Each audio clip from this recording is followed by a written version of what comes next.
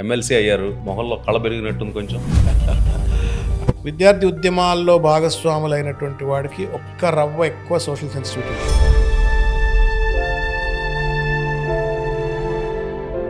ఒక ఎమ్మెల్యే అవ్వాలంటే 40-50 కోట్లు ఖర్చు పెట్టాలంటున్నారు. ఒక ఎంపీ కావాలంటే 100 crores ఖర్చు పెట్టాలి అంటున్నారు. ప్రజలే డబ్బులు అడుగుతున్నారని అంటున్నారు. కానీ 18 సంవత్సరాలు ఫైట్ చేయాలి అంటే ఎంతమంది కామన్ రాజకీయాల్లోకి వచ్చే పరిస్థితి ఉంది ఈరోజు? Politics today have become commercial enterprises. 4 viruses are killing the Indian democracy. So 4 C's అని ఎప్పుడు అంటుంటారు. ఈ 4 వైరసెస్ ఇవి ప్రజాస్వామ్యానికి ప్రమాదం, భారతదేశ రాజకీయ వ్యవస్థకు ప్రమాదం, ఎన్నికల వ్యవస్థకు ప్రమాదం. ఇప్పుడు వీటికి వ్యాక్సిన్ వేయాలని చెప్పేసి కొంతమంది ప్రయాణం మొదలెట్టారు. జయప్రకాష్ నారాయణ గారు లాంటి వారు, మీ స్నేహితుడు జనసేన పవన్ కళ్యాణ్. సో ఇంత కరప్ట్ ఎన్వైరన్మెంట్లో పొలిటికల్ సిస్టమ్ తయారైన తర్వాత if you expect common man to come and then be successful and survive is very difficult. ఇప్పుడు మీరు ఒక బిలో మిడిల్ క్లాస్ ఫ్యామిలీ నుంచి కష్టపడి శ్రమించి చదివి మీ నాన్నగారి ఇన్స్పిరేషన్తో వచ్చి ఒక 18 సంవత్సరాల తర్వాత ఇలా వచ్చారు. బట్ ఇప్పుడు స్టాటిస్టిక్స్ చూస్తే రాజకీయాల్లో ఒక ఎమ్మెల్యే అవ్వాలంటే 40-50 కోట్లు ఖర్చు పెట్టాలంటున్నారు. ఒక ఎంపీ కావాలంటే 100 crores ఖర్చు పెట్టాలి అంటున్నారు. ప్రజలే డబ్బులు అడుగుతున్నారని అంటున్నారు. ఓకే, ఇటువంటి సిచ్యుయేషన్లో మీకంటే ఒక పర్సెవరెన్స్తో 18 సంవత్సరాలు ఫైట్ చేశారు మీరు. మీకు డ్రైవింగ్ ఫోర్స్ ఏముందో నాకు తెలియదు. అంటే చాలామంది ఒక 2 సంవత్సరాలు 3 సంవత్సరాలు ఫైట్ చేసేసేసి ఇది మన వల్ల కాదులేని వెళ్ళిపోతారు. బట్ స్టిల్ మీరు 100 కోట్లు ఇవ్వలేరు, మీరు 150 కోట్లు ఇవ్వలేరు, 50 కోట్లు ఇవ్వలేరు. అది కాదు మీ సిద్ధాంతం కూడా. కానీ 18 సంవత్సరాలు ఫైట్ చేయాలి అంటే ఎంతమంది కామన్ రాజకీయాల్లోకి వచ్చే పరిస్థితి ఉంది ఈ రోజున? కామన్ మ్యాన్కు ఇది అందని ద్రాక్ష పండే. Politics today have become enterprises, commercial enterprises.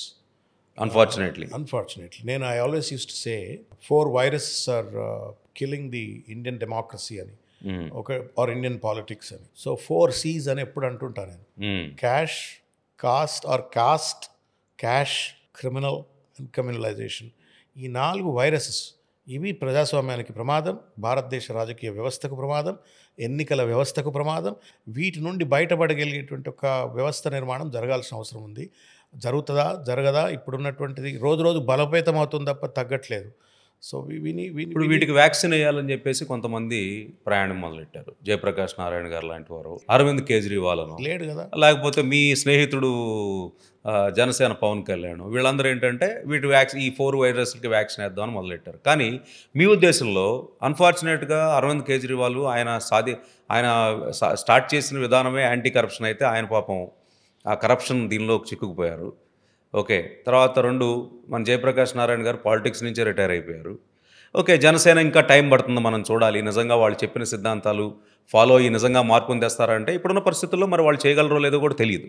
ఎందుకంటే రాజకీయాలు చాలా డిఫరెంట్గా ఉన్నాయి. సో మీరు ఈ వైరస్లు ఉన్నాయి అంటున్నారు, కానీ ఈ వైరస్ని మరి వ్యాక్సినేషన్ ఏం చేస్తే ఈ వైరస్లు పోతాయి? కొత్తగా వచ్చేది మరి మీరు అన్నారు చూడండి ఇందాక, ఆ విద్యా సంస్థల నుంచి మనం ప్రొడ్యూస్ చేసే నాయకులు రావాలి అంటే అది వ్యాక్సినేషన్. అది వచ్చిన తర్వాత మెడిసిన్స్ కూడా ఉండాలి. ఈ 2 లేవు ఈ రోజున. మరి నా దేశంలో ఈ రోజున డెమోక్రసీ ఇంకా ఉందని ఎలా అనుకోగలుగుతాను నేను? ఒక రాజకీయ నాయకుడిగా చెప్పండి మీరు. అంటే నేను not trying to demean the democracy, but certainly డెమోక్రసీని ఒక మాకరీగా, ఒక హిపోక్రసీగా మార్చిపడేసినది వ్యవస్థ. దాంట్లో సమూలమైన మార్పులు రావాల్సిన అవసరం ఉంది. సింపుల్ ఎగ్జాంపుల్ చెప్తాను మీకు. నేను ఒక 25 లక్షల కంటే ఎక్కువగా ఒక ఎమ్మెల్యే ఖర్చు పెట్టకూడదని ఒక చట్టం తయారు చేస్తారు. 25 లక్షలు 25-40 ఉన్నట్టుంది. పార్లమెంట్లో 40-75 ఉంటుంది. అంటే ఎక్కువ ఖర్చు పెట్టకూడదని చట్టం చేశారు. ఆ చట్టం చేసిన వాళ్ళు ఎవరు? శాసనసభలో ఉన్నవాళ్లే. మీరు ఆ చట్టసభకి వెళ్ళి చూడండి, ఏ చట్టసభకైనా వెళ్ళి చూడండి. ఆ చట్టాన్ని యథాతథిగా పాటించి చట్టసభకు వచ్చిన వాళ్ళు 1% కాదు, 0.1% ఉండరు.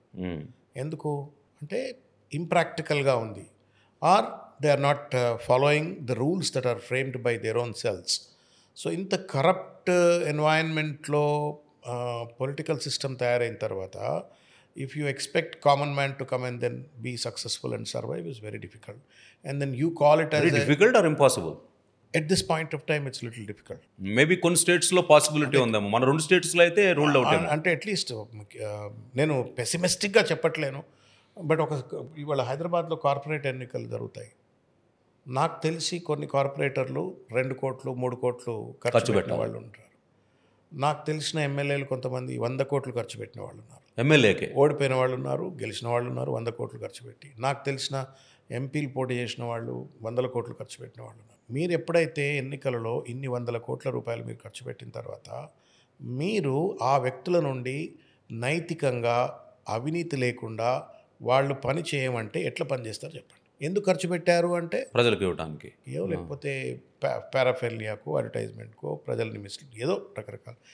సో ఇక్కడ కోడి ముందా గుడ్డు ముందా అనేది ఒక పెద్ద చర్చ. ఓట్లు వేయడానికి డబ్బులు తీసుకునే ప్రజలు తప్ప, లేదు ఓట్లు వేయించుకుంటేందుకు డబ్బులు ఇస్తున్నటువంటి ఒక నాయకులు తప్ప, లేదు కేవలం వ్యాపారస్తులను మాత్రమే నాయకులుగా తయారు చేస్తున్న రాజకీయ వ్యవస్థ తప్ప, మొత్తానికి మాత్రం మన democracy is in biggest danger today. నా ఒపీనియన్లో ఎలక్షన్ కమిషన్ అనేది ఒక కాన్స్టిట్యూషనల్ ఎంటిటీ. టిఎన్ శేషన్ గారు అనే మార్పులు తీసుకురాగలిగినప్పుడు ఇప్పుడున్న ఎలక్షన్ కమిషన్కి దమ్ము లేదా, లేకపోతే ఉన్న పార్టీలతో అంటగాగుతున్నారా? ఇప్పుడు 25 లక్షలు నువ్వు పెట్టావు, మొత్తం సిస్టంలో నీకు తెలుసు, మొత్తం డిపార్ట్మెంట్స్ కానీ పోలీస్ కానీ ఎవ్రీథింగ్ వర్క్స్ విత్ యూ అంటే వీళ్ళకి ధైర్యం లేదా? నేను అడిగాను, యూ విల్ బి సర్ప్రైజ్డ్. వాళ్ళకి I went as part of a delegation to Chief Election Commissioner of India. So I told him, explaining a particular scenario. అదేంటి అంటే ఒక పల్లెలో ఎన్నికలు జరుగుతున్నాయి, బై ఎలక్షన్ జరుగుతున్నది. ఒక పల్లెలో ప్రజలంతా రోడ్ల మీదకి వచ్చి కూర్చున్నారు. మేము ఓట్లు వేయం.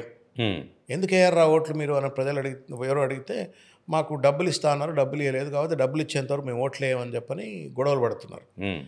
This is what he's happened.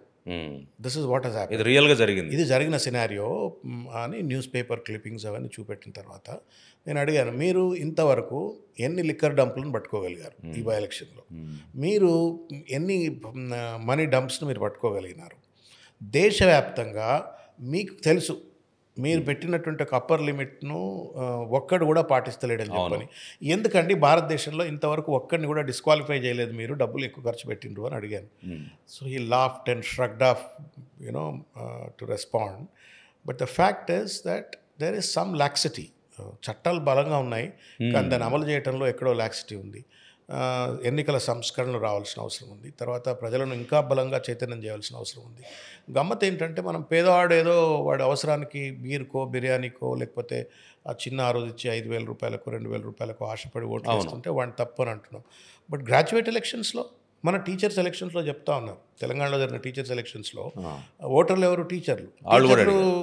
నువ్వు బ్లాక్ లెవెల్ బాటిల్ ఇస్తే తప్ప నేను ఓటేయను, లేకపోతే నేను సింగిల్ మాల్ట్ విస్కీయో లేకపోతే ఇంకా మంచి స్కాచ్ ఇస్తే తప్ప నేను ఓటేయను, ఇన్ని 10,000 రూపాయలు 5,000 రూపాయలు ఇస్తే తప్ప నేను ఓటేయను అనే పరిస్థితికి గ్రాడ్యుయేట్స్ కావచ్చు, టీచర్స్ కావచ్చు వచ్చిన తర్వాత, నా how do you call democracy is not a మాకరీ and a hypocrisy? మరి దానికి ఎక్కడో చాట ఒక బీజం పడాలి. అంటే ఫస్ట్ ఆఫ్ ఆల్ ఒక 10 ఏళ్ళలో 20 ఏళ్ళలో పడుతుంది మార్పు రావడానికి. ఇప్పుడు మీరు నేను అనుకుంటున్నట్టుగా సమాజంలో అందరూ కూడా ఇది తప్పు అని అనుకోవాలి. ఫస్ట్ ఆఫ్ ఆల్ ఫస్ట్ ప్రశ్న తెలవాలి కదా సమాధానం రావాలంటే. ప్రశ్న అని చెప్పని అందరూ ఒప్పుకోవాలి ఫస్ట్. అవును. సో లెట్ సొసైటీలో లెట్ ఆల్ ఆఫ్ అస్, అందరం చదువుకున్న వాళ్ళు కావచ్చు, చదువులేని వాళ్ళు కావచ్చు, ఎవరైనా కావచ్చు, కొంత సమాజం పట్ల అవగాహన ఉన్నటువంటి వాళ్ళు, ప్రజాస్వామ్యం బాగుండాలని కోరుకునే వాళ్ళు, ఈ 4 వైరస్ ఏదైతే చెప్పానో బాగుంది. ఆ 4 వైరస్లు బాగున్నాయి. దానికి మనం vaccination, medication, medicines. Vaccination begins from accepting that there is a virus. Accepting that there is a virus. అది యాక్సెప్ట్ అయిందండి నాకు తెలిసి. I don't know. కాకపోతే ఒక కంప్లాసెన్సీ. ఇక మనం ఇప్పుడు మా బుట్టాళ్ళు ఉన్నారనుకోండి, సో ఇంత సిస్టమ్, ఇంత పెద్ద సిస్టమ్ మార్చేంత శక్తి. మీ ఓటర్ల గురించి చెప్తాను నేను మీకు. థర్డ్ కల్ట్ మీ ఓటర్లు అంటే మీరు నేను ఖైరతాబాద్లో ఎమ్మెల్యేగా పోటీ చేయడం ఎందుకు ప్రయత్నం చేసిన అంటే, it is a beautiful constituency where there is a mix of a slum kind of a population, తర్వాత స్లమ్ డ్వెలర్స్, తర్వాత బాగా చదువుకున్న వాళ్ళు, ఎడ్యుకేటెడ్ కూడా అంతా ఉంటారు. తీరా చూస్తే ఎలక్షన్ అయిన తర్వాత, కౌంటింగ్ స్టార్ట్ అయిన తర్వాత టోటల్ పర్సంటేజ్ ఆఫ్ పోల్ ఎంతరా అంటే 56-54% ఉన్నది. ఆ 56-54%లో ఓట్లు వేసిన వాళ్ళు ఎంత ఎక్కడోళ్ళు రా అని చూస్తే స్లమ్ డ్వెలర్స్ అంతా ఎక్కువ ఓట్లు వేసినారు. ఈ సోకాల్డ్ మీ కల్టు అంతా, మీ కార్పొరేట్ కల్టు ఓటింగ్కి వచ్చినారా అంటే 20-30% కూడా ఓటింగ్కి రాలేదు. ఎందుకు రావట్లేదండి? నేను చెప్తున్నా కదా, గుడ్డు ముందా కోడి ముందాకు సమాధానం లేదు. మీరు సమాజంలో మీరు ఎక్సెప్టెన్స్ ఉన్నది, తప్పు అని తెలుసుకుంటున్నారు అన్నదానికి నేను సమాధానం చెప్తున్నా. ఓకే, వాళ్ళు డిజోన్ చేసుకున్నారు. If you disown then who's going to suffer? You కరెక్టే. నాకు వీకెండ్ వచ్చింది, ఓటేసే రోజు నాకు వీకెండ్ వచ్చింది, నేను మంచి చికెన్ 1 కిలో చికెన్ ఎక్కువ తీసుకొస్తా, దమ్కా చికెన్ खाता हूँ, मैं बिरयानी खाता हूँ, मैं वोट नहीं डालता हूँ అంటప్పటికీ then you are invariably allowing some thug to come and then become your MLA or MLA, అంటే ఇది ఒకసారి జరిగితే అనుకోవచ్చు, ప్రతి Every time this is what is happening. Every time మరి ఆ మార్పుకి ఎక్కడ బీజం అంటే పడాలి? నేను I think in Europe and some other parts of the country compulsory voting. If you don't vote, then you don't get your Aadhaar card. Right. పెట్టండి, ఏం పోయేది ఉన్నది? సరే, అది నేను అంటుంది ఏంటంటే అంటే ఇవన్నీ సంస్కరణలు. ఆ సంస్కరణలు మీ బోటి విద్యావంతుల దగ్గర నుంచి రావాలి. లార్జర్ డిబేట్ ఇది, వెరీ లార్జర్ డిబేట్. ఇన్ఫాక్ట్ ఇది జరుగుతుంది నేను భవిష్యత్తులో భావిస్తూ ఉన్నాను.